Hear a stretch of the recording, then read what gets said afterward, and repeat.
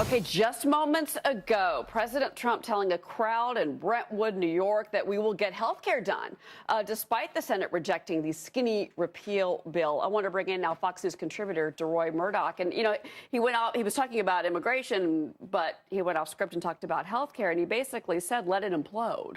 I told you so, is frankly what the president just said. I'm sure Mitch McConnell loved hearing that today. Well, we heard the last time that they tried to push this through and it didn't work. President Trump came out and said, okay, let it implode. And when it does, the Democrats will come running. Maybe this will be the next time that we wait for the implosion to happen. I think that, the Senate is going to be in for another 2 weeks. They've got more time in the fall. They may do health care, or rather do tax reform and come back to health care. They still have time to do this, and they have to address this. This whole thing is melting down.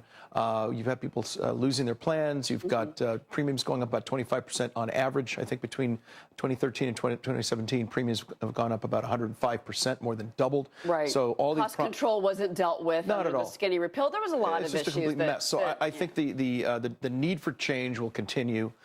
This is not going to get better. This situation will only get worse. And the Republicans, I think, politically will know that if they go back in November of 18 during the midterms, not having addressed this, they're just going to. I think they're well aware. They're going to be sent back home for good. They're going to hear it in the month of August when they finally take a vacation. But I think what's interesting is it wouldn't be unprecedented for healthcare to come back in the fall. To your point, TARP didn't pass initially. Remember the big bailout? I mean, that took a second go round for it to get through, and that, frankly, I believe saved our economy and kept us out of a true depression in this country. So they could come back, but tax reform has to come. The budget has to come. They have to fund the FAA. I mean, they've got a lot on the agenda procedurally. Yes. Can they handle this? Because what I've seen over the last 6 months is a real delay in getting anything truly done. These people should take some 5-hour energy drink every morning, or maybe every 5 hours. I think they should just cancel the August recess. They have way too much to do. They've taken too much time off.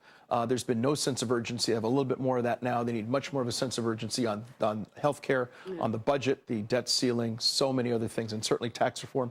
And again, I think that part of that is public policy, which is key. But politically, the Republicans have got to show that they can lead, they can govern. President Trump is out there doing what he can to push things along. Congress has to do its job, too. And we've got a congressman joining us in a couple of moments to talk about exactly what's happening in Washington. But, were you surprised by what happened with Senator John McCain? Because he was out there with Lindsey Graham yesterday, and it seemed that they believed, okay, if Paul Ryan is willing to take this bill to reconciliation, then we're comfortable with that. And Ryan promised that. And then McCain, overnight, something changed. What did you make of all of that? It's very, very frustrating. I mean, I know that Senators Collins and Murkowski were opposed even to bringing this up for discussion. We knew that, yeah. Yes, but so they were probably dedicated to saying no. We needed one vote, which would have tied it. Vice President Pence could have broken the tie. This would be moving on to conference. So it's very disappointing that John McCain did this. He wants to go back and bring the Democrats in and hold hearings and do all of that sort of thing.